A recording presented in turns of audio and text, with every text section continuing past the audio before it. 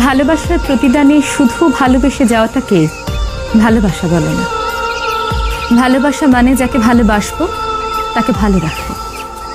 ভালোবাসা মানে ভালোবাসার মানুষটার মানসিক অসুস্থতায় তাকে সাপোর্ট করা, শারীরিক অসুস্থতায় তার পাশে থেকে সেবা যত্ন করা, দূরে থাকলে নির্ঘুম রাত কাটানো, সৃষ্টিকর্তার কাছে তার জন্য প্রার্থনা করা।